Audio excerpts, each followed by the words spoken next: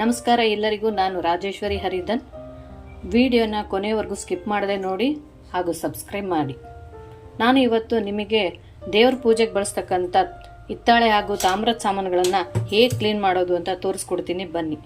ನಮ್ಮ ಹೆಣ್ಮಕ್ಳಿಗೆ ಈ ಕೆಲಸ ಮಾಡೋದು ಅಂತಂದರೆ ದೊಡ್ಡ ಟಾಸ್ಕ್ ಅಂತಾನೆ ಹೇಳ್ಬೋದು. ಇನ್ನು ಕೆಲಸಕ್ಕೆ ಹೋಗ್ತಕ್ಕಂಥ ಹೆಣ್ಮಕ್ಳಿಗಂತೂ ಇನ್ನೂ ಕಷ್ಟನೇ. ನಾನು ಇಲ್ಲಿ ಒಂದು ಮ್ಯಾಜಿಕ್ ಲಿಕ್ವಿಡ್ನ ಬಳಸ್ತಾ ಇದ್ದೀನಿ. ಅದೇನು ಅಂಗಡಿಯಿಂದ ತರೋವಂಥದ್ದಲ್ಲ, ಮನೆಯಲ್ಲಿ ಸುಲಭವಾಗಿ ಮಾಡ್ಕೊಳ್ಬಹುದು. ಅದಕ್ಕೆ ಏನೇನು ಬೇಕು ಅಂತ ನೋಡ್ಕೊಂಡು ಬರೋಣ. ಮೊದಲನೇದಾಗಿ ನೀರು, ಅದು ಫಿಲ್ಟರ್ ನೀರಾಗಿರ್ಬೋದು ಅಥವಾ ಸಿಹಿ ನೀರು ಅಂದರೆ ಹೊಳೆ ನೀರು. ನಾನಿಲ್ಲಿ ಸುಮಾರು 1 ಲೀಟ್ರ್ ನೀರಿನಷ್ಟು ತಗೊಂಡಿದ್ದೀನಿ. ಇದಕ್ಕೆ ಇಲ್ಲಿ ನಾನು ಬಳಸ್ತಾ ಇರೋದೇನಂತಂದರೆ ಲೆಮನ್ ಸಾಲ್ಟ್. ತೋರಿಸ್ತೀನಿ ನೋಡಿ. ಲೆಮನ್ ಸಾಲ್ಟ್ ಅಂದರೆ ನಾರ್ಮಲ್ ಸಾಲ್ಟ್ ಅಲ್ಲ, ಇದು ಅಂಗಡಿಲಿ, ಕಿರಾಣಿ ಅಂಗಡಿಗಳಲ್ಲಿ, ಮಾರ್ಟ್ಗಳಲ್ಲಿ, ಆನ್ಲೈನಲ್ಲೂ ಸಿಗುತ್ತೆ ನೋಡಿ ಹೇಗಿದೆ ಅಂತ. ಈ ಲೆಮನ್ ಸಾಲ್ಟ್ 2 ರಿಂದ 3 ಟೀ ಸ್ಪೂನ್ನ ಬಳಸ್ತಾ ಇದ್ದೀನಿ.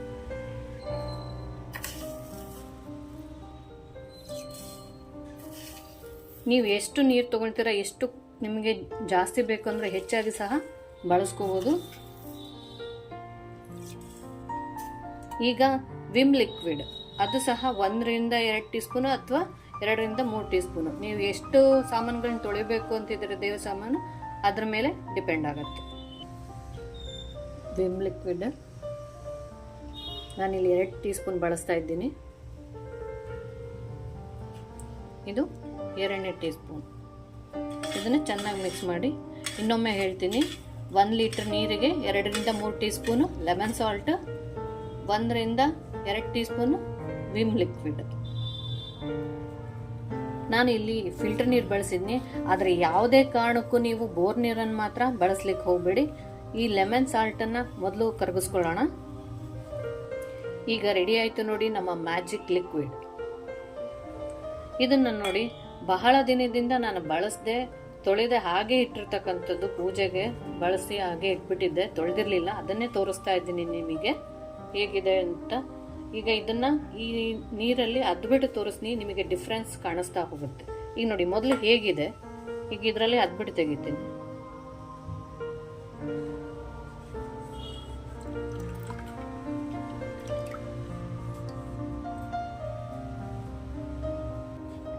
ನೋಡಿ ನಿಮಗೆ ಡಿಫ್ರೆನ್ಸ್ ಕಾಣಿಸ್ತಾ ಇದೆಯಾ?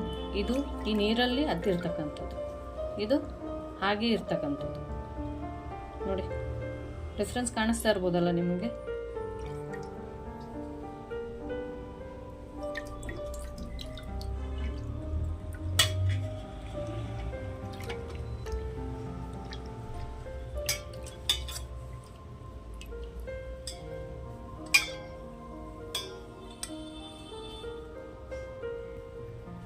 ಈಗ ನೋಡಿ ಡಿಫ್ರೆನ್ಸ್ ಹೇಗಿದೆ, ಮೊದಲೇ ಹೇಗಿತ್ತು ಹೀಗೆ ಹೇಗಿದೆ ಅಂತ.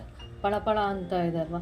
ದಿನ ದೇವ್ರ ಪೂಜೆ ಸಾಮಾನುಗಳನ್ನು ತೊಳಿತಕ್ಕಂಥವ್ರು ಏನು ಮಾಡ್ಬೋದು ಅಂದರೆ, ಹೀಗೆ ತೊಳೆದ್ಬಿಟ್ಟು ಒಂದು ಕ್ಲೀನ್ ಆದ ಬಟ್ಟೆನಲ್ಲಿ ಹೊರಸ್ಬಿಟ್ಟು ಇಟ್ಟರೆ ಸಾಕಾಗುತ್ತೆ. ಇಲ್ಲ ನಾನು 15 ದಿನಕ್ಕೊಮ್ಮೆ ತೊಳಿತೀನಿ, ಇಲ್ಲ ಅಂತಂದರೆ ನನಗೆ ಟೈಮ್ ಸಿಕ್ಕಾಗ ತೊಳಿತೀನಿ ಅನ್ನೋರು ಏನು ಮಾಡ್ಬೇಕಂದ್ರೆ, ನಾನೀಗ ಇಲ್ಲೊಂದು ಪುಡಿ ತೋರಿಸ್ತೀನಿ. ಆ ಪುಡಿ ಹಾಕಿ ತಿಕ್ಬಿಟ್ಟು ತೊಳೆದಿಟ್ರೆ ನೀವು 15 ರಿಂದ ಇನ್ನೂ ಜಾಸ್ತಿ ದಿನಗಳವರೆಗೂ ಸಹ ಅದು ಕಪ್ಪಾಗೋದಿಲ್ಲ. 15 ದಿನ ಅದಕ್ಕಿಂತ ಹೆಚ್ಚಾಗಿನೇ ಅದು ಕಪ್ಪಾಗೋದಿಲ್ಲ, ಹಾಗಿರುತ್ತೆ. ಬನ್ನಿ ಆ ಪುಡಿ ಹೇಗೆ ಮಾಡೋದು ಅಂತ ತೋರಿಸ್ಕೊಡ್ತೀನಿ.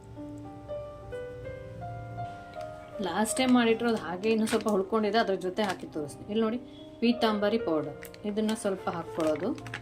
ನಿಮಗೆ ಎಷ್ಟು ಸಾಮಾನುಗಳಿವೆ ತೊಳಿಲಿಕ್ಕೆ ಅಂತೇಳಿ ಅದ್ರ ಮೇಲೆ ನಿಮ್ಗೆ ಎಷ್ಟು ಬೇಕು ಅಷ್ಟು ಹಾಕ್ಕೊಳ್ಳೋದು.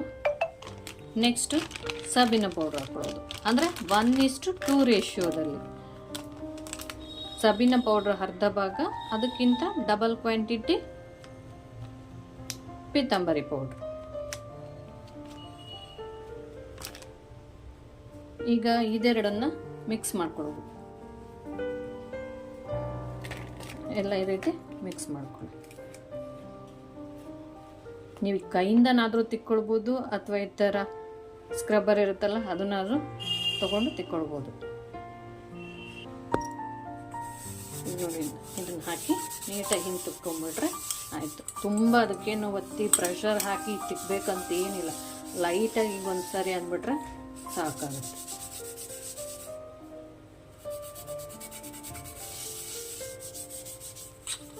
ತುಂಬ ಕಷ್ಟಪಡೋದೇ ಇಲ್ಲ, ಈಸಿಯಾಗಿ ಆಗ್ಬಿಡುತ್ತೆ. ನೀವು ಎಷ್ಟು ದೇವ್ರ ಸಾಮಾನು, ಲಕ್ಷ್ಮೀ ಪೂಜೆಗೆ, ವರಮಹಾಲಕ್ಷ್ಮಿಗೆ ಇಟ್ಟಂತ ಎಲ್ಲ ಸಾಮಾನು ಹಾಗಿಟ್ಟಿರ್ತೀರ, ಅದು ಕಪ್ಪಾಗಿದೆ ಅಂದ್ಕೊಳ್ಳಿ, ಈ ರೀತಿ ಲಿಕ್ವಿಡ್ ರೆಡಿ ಮಾಡ್ಕೊಳ್ಳಿ, ಕ್ಲೀನ್ ಮಾಡ್ಕೊಂಡು ತಿಕ್ಕಿಟ್ಕೊಂಡು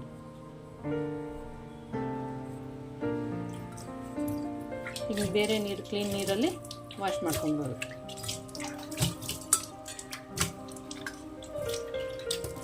ಇದನ್ನು ನೀವು ಒಣ ಬಟ್ಟೆನಲ್ಲಿ ಕ್ಲೀನಾಗಿ ಒರೆಸಿಟ್ಕೊಂಡ್ಬಿಟ್ರೆ 15 ದಿನ ಅದಕ್ಕಿಂತ ಜಾಸ್ತಿವರೆಗೂ ಸಹ ಕಪ್ಪಾಗಲ್ಲ, ಆರಾಮ್ಸೆ ಆಗಿರುತ್ತೆ ನೋಡಿ.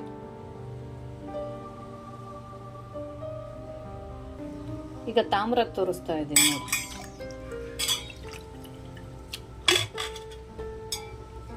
ನೋಡಿ ಡಿಫ್ರೆನ್ಸ್ ಹೆಂಗೆ ಹೋಗ್ತಾ ಇದೆ.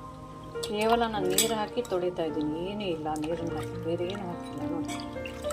ಭಾಳ ದಿನ ಆಗಿದೆ ಹಾಗೆ ಇಟ್ಟು ಅದನ್ನೇ ಬಳಸಿ ನಿಮಗೆ ತೋರಿಸ್ತಾ ಇದ್ದೀನಿ.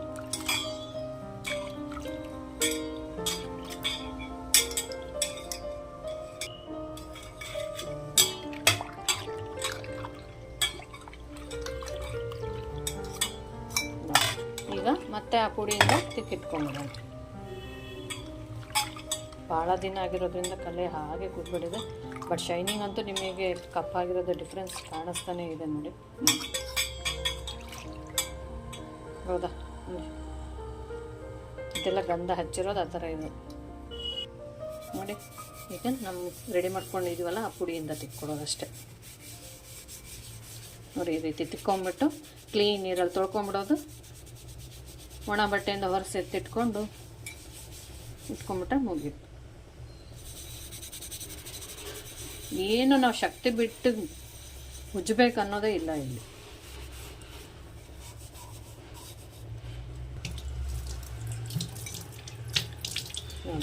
ಮತ್ತು ಕ್ಲೀನೆಲ್ಲ ತೊಳೆದಿರ್ತಾರೆ ಮುಗೀತು.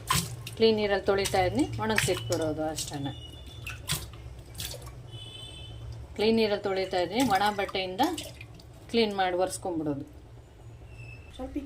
ಇದು ನೋಡಿ ಕಂಚಿಂದು,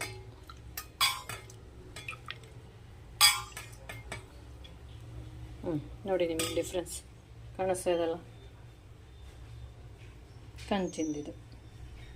ಬರೀ ನಾನು ನೀರು ಹಾಕಿರೋದು ಅಷ್ಟೇ. ಆ ಕಡೆ ರೈಟ್ ಸೈಡಿಗೆ, ಈ ಕಡೆ ಲೆಫ್ಟ್ ಸೈಡಲ್ಲಿ ನೋಡಿ ಹೇಗಿದೆ. ಅದರಲ್ಲಿ ಹಾಕಿ ಕ್ಲೀನ್ ಮಾಡ್ಕೊಳ್ಳೋದು, ಈ ಪೌಡ್ರಿಂದ ತಿಕ್ಕಿ ತೊಳ್ಕೊಂಡ್ಬಿಡೋದು ಅಷ್ಟೇ.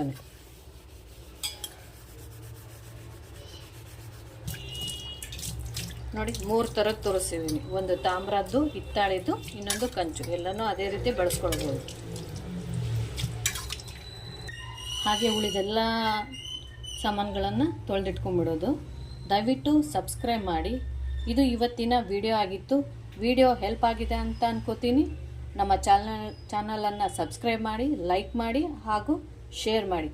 ಮತ್ತೆ ಮುಂದಿನ ವಿಡಿಯೋದಲ್ಲಿ ಸಿಗೋಣ. ನಮಸ್ತೆ. Thank you. Take care. Bye.